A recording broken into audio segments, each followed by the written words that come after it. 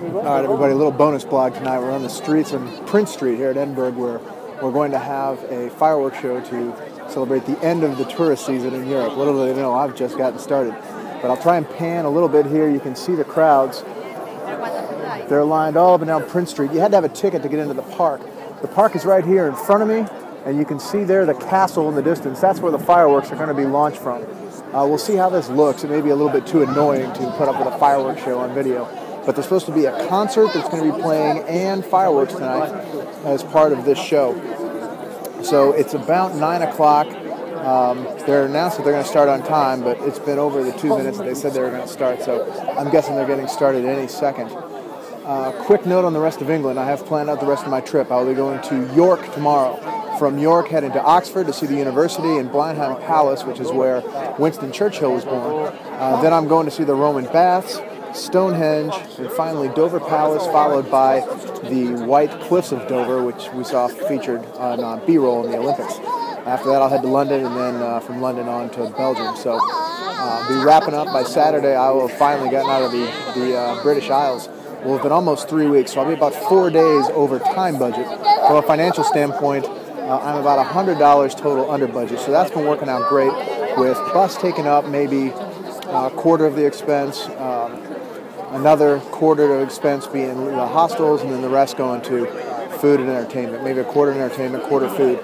So all in all, it's been working out just fine. Anyway, the fireworks should be supposed to start any second here, and I'll stay with it for just a few more minutes, and I'll show you what the beginning of the fireworks show at least looks like, assuming that they're going to get rolling. I hate when things like this go dead, because this is why I'm not a reporter, because I don't know exactly what to say to fill the time. The rest of Edinburgh was a lot of fun.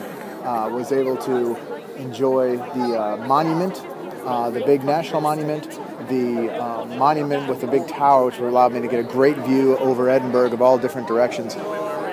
But I learned that I gave a whole day to Edinburgh, which wasn't really necessary, because for the most part, it was a city that had a few really neat landmarks and things to see, but otherwise, really was stuff I could have done in a few hours if I had just been able to get a decent bus time here. Well, if you work for the Durham Bulls, you'll know what I'm talking about here, and now and again you just sort of end up in delay, and so I'm not sure who their game operations instructor or director is, but they are in delay clearly for these fireworks. So anyway, not sure how it would have turned out on video anyway, but I'm sure most people don't want to stick with me for more than 3 minutes at a time as it is. So we'll go ahead and wrap this up. Again, my last night in Scotland, tomorrow heading to York, and just waiting for a fireworks show to kick off, signifying the end of the tourist season, so the people of Edinburgh and actually all over Scotland and I guess Europe can get back to their regular lives without all of us camera-wielding people here taking photos and videos of everything in their country.